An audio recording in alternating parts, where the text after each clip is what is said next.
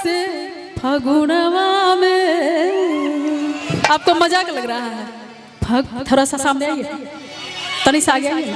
फागुनवा में झूम के कि और महीनवा में बरसा न बरसे फागुनवा में। जिया फागुनवा में, फागुनवा में रंग रची रची बरसे फागुनवा में रंग रची रची बरसे। और महीनवा में बरसा न बरसे, और महीनवा में बरसा न बरसे फागुनवा में रंग रची रची बरसे फागुनवा में रंग रची रची बरसे।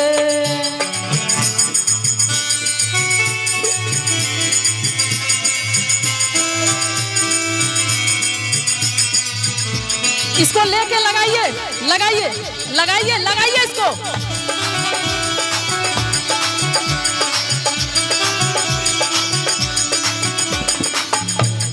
और कहते हैं लगाने दीजिए, ये अबीर लगाने दीजिए। कहते हैं बाग वाली भीजे बगीचा वाली भीजे, बाग वाली भीजे बगीचा वाली भीजे, बाग वाली भीजे बगीचा वाली भीजे। और कहते हैं कि वहां भीज गईली, वहां भीज गईली जे निकले न घर से। अरे वहां भीज गईली जे निकले न घर से फागुनवा में रंग रची रची बरसे फागुनवा में रंग रची रची बरसे। और महीनवा में बरसे न बरसे, और महीनवा में बरसे न बरसे फागुनवा में रंग रची रची बरसे फागुनवा में रंग रची रची बरसे।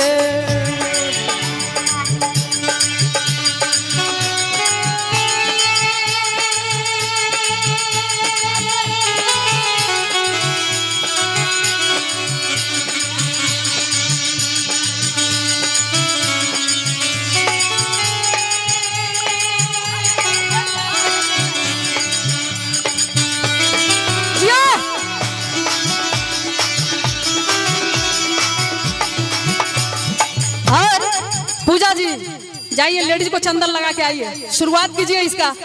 और कहते हैं लइका भी भीजे सियन का भी भीजे, लइका भी भीजे जवन का भी भीजे, जवन का भी भीजे, जवन का भी भीजे। और कहते हैं कि अरे वहां भीज गईनी, वहां भीज गईनी जे 80 बरस के फागुनवा में रंग रची रची बरसे फागुनवा में रंग रची रची बरसे। और महीनवा में बरसे न बरसे, और महीनवा में बरसे न बरसे फागुनवा में रंग रची रची बरसे फागुनवा में रंग रची रची बरसे।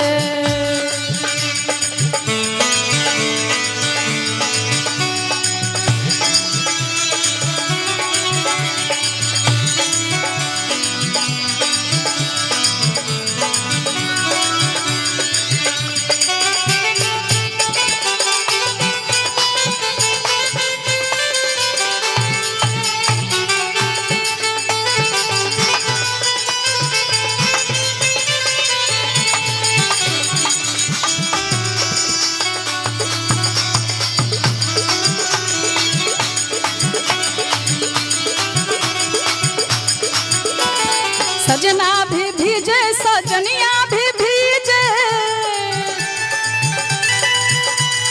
सजना भी भीजे सजनिया भी भीजे, सजना भी भीजे सजनिया भी भीजे। पूजा जी पूजा जी पूजा जी पूजा जी अबीर लाइए तो लाइए लाइए। और आइए, हाँ जा रहे हैं, चिंता मत कीजिए। यहाँ से उसमें से निकालिए ना, हाँ बढ़िया से लगा रही, चिंता का कि सजना भी भीजे सजनिया भी भीजे। सजना भी भीजे सजनिया भी भीजे। किधर है बताइए मैडम जी, तनी अबीर खेल ली, आपके साजन जी को लग चुका है। सजना भी भीजे सजनिया भी भीजे, और वहाँ भीज गईली, वहाँ भीज गईली जे 16 बरस के। फागुनवा में रंग रची रची बरसे, फागुनवा में रंग रची रची बरसे। और महीनवा में बरसे न बरसे, और महीनवा में बरसे न बरसे। फागुनवा में रंग रची रची बरसे, फागुनवा में रंग रची रची बरसे। फागुनवा में रंग रची रची बरसे, फागुनवा में रंग रची रची बरसे। फागुनवा में रंग रची रची बरसे, फागुनवा में रंग रची रची बरसे।